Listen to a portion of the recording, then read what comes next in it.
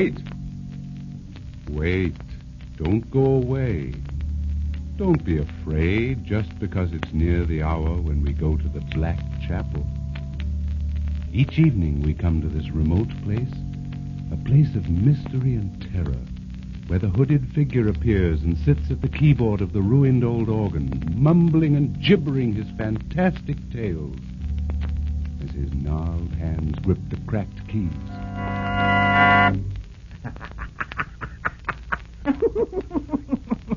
Little do they know, little does anyone know, the true story behind the tale of the crawling terror. I know it, and I shall tell it to you now. It's a very funny story. Just the thing for a good night's sleep.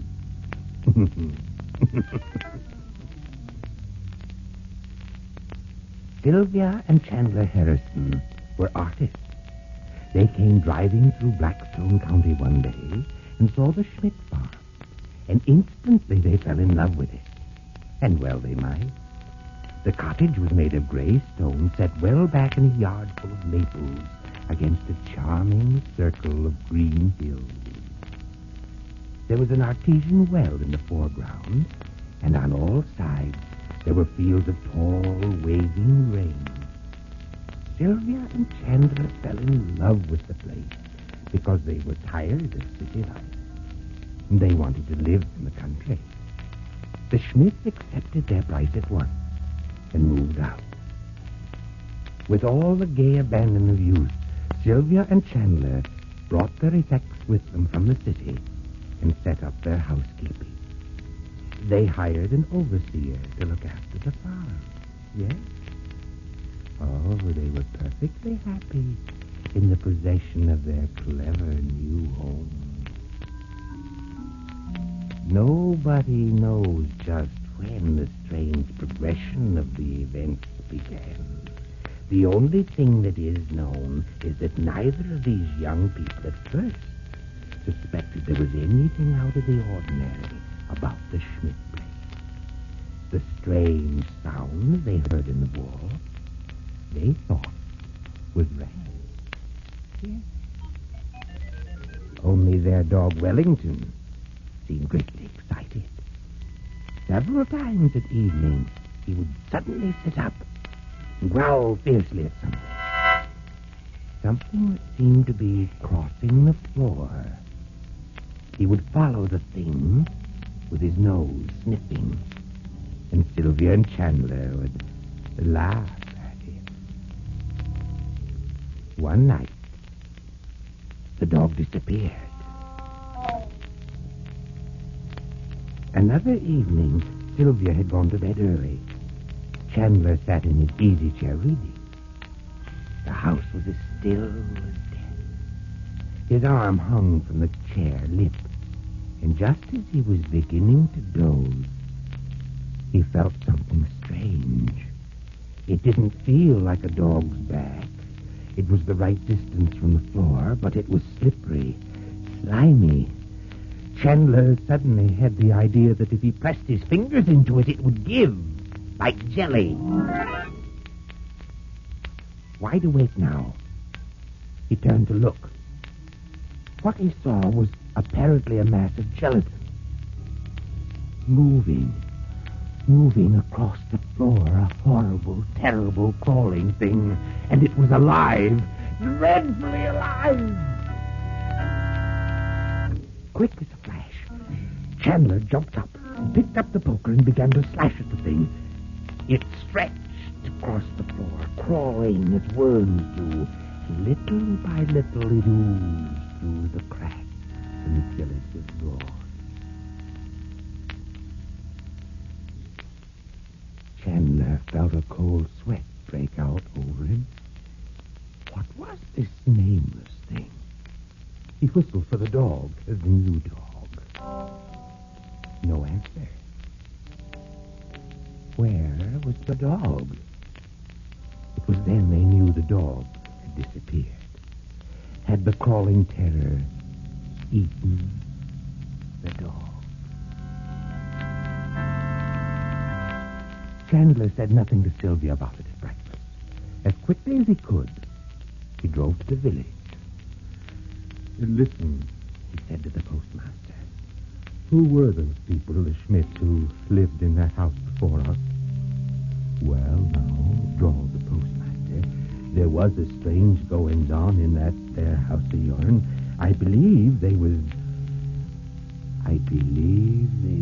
spiritualists.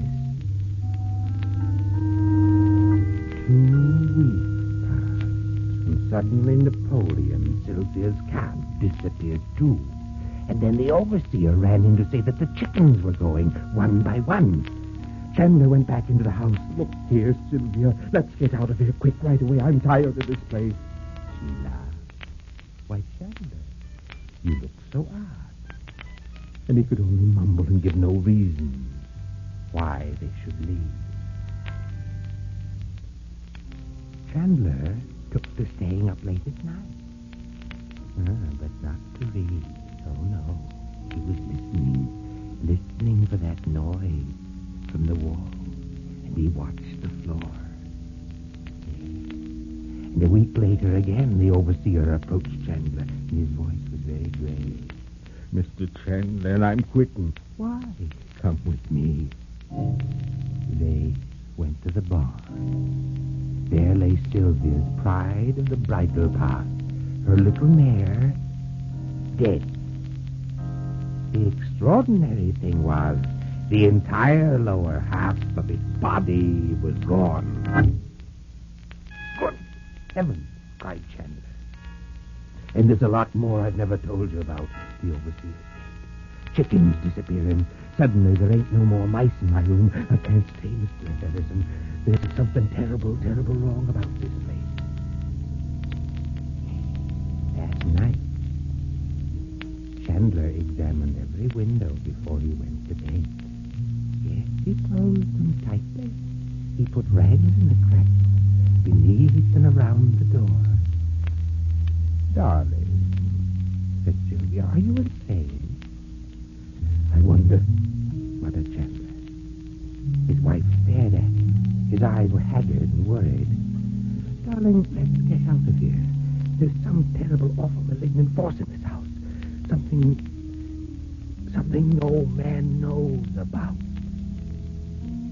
Sylvia laughed. That silvery laugh of which she was so famous. How silly. But if that's the way you feel, we'd better get back to the city. As for me, I'm perfectly happy in this darling little place. He switched off the light. Chandler lay and stared at the ceiling. Was he indeed insane?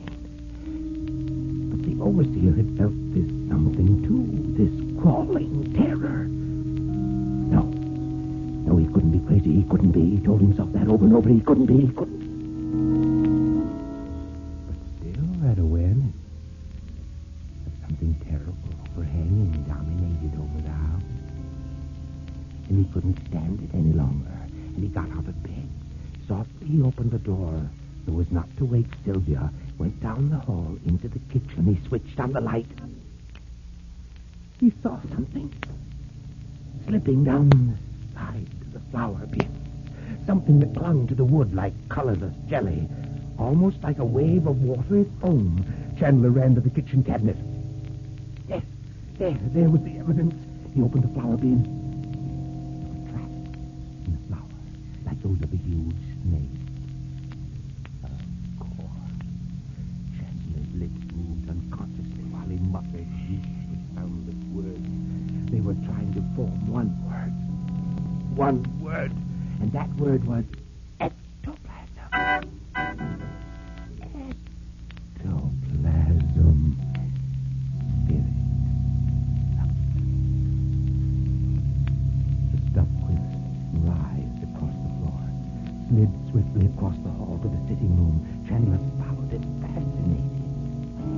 What was it going to do? Where was it going? Into the sitting room he went too, turned on the light. The substance reared itself into his chair. His easy chair. Like a fountain, it gushed up and then sat there. Chandler's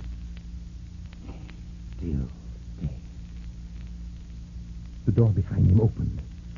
Sylvia stood framed in the doorway. Chandler, come to bed. He said nothing. She laughed easily. Chandler, honestly, we'd better get out of this house. You're staring like a sleepwalker. Swiftly she crossed the room. No! Keep away from that chair, no! She turned on in anger in her eyes. Chandler, really? You weren't going to order me about like that. And she sat down. No!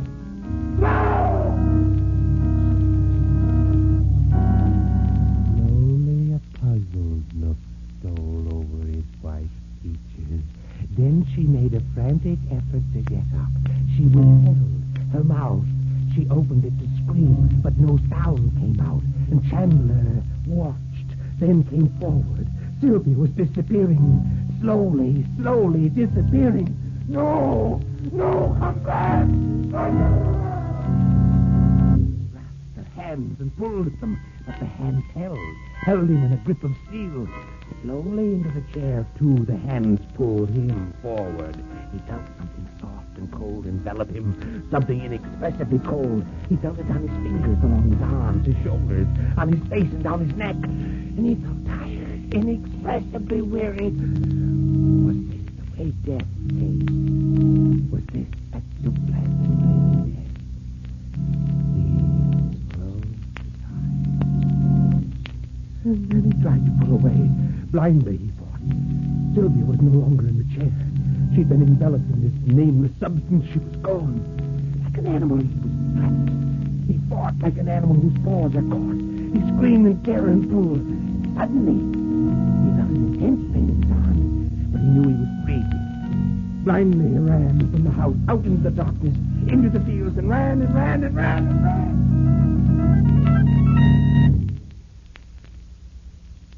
The villagers found him in the fields the next morning.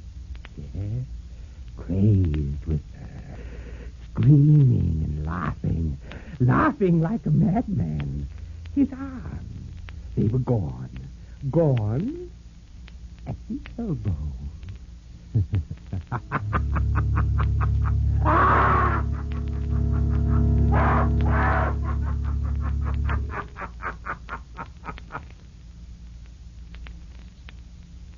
You think that's a funny story?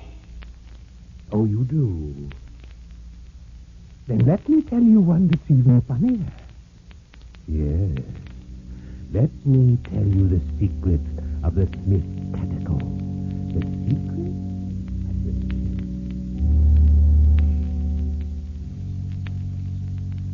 The clock is about to strike the hour. It is time for the voice of the Black Chapel to recede into the void whence he came. Each evening at this hour, we come to this remote place, the Black Chapel, and listen as the hooded figure sits at the keyboard of the ruined old organ and gibbers his strange tales as his taloned hands grip the cracked keys. Listen tomorrow evening for the story of the Smith Catacomb.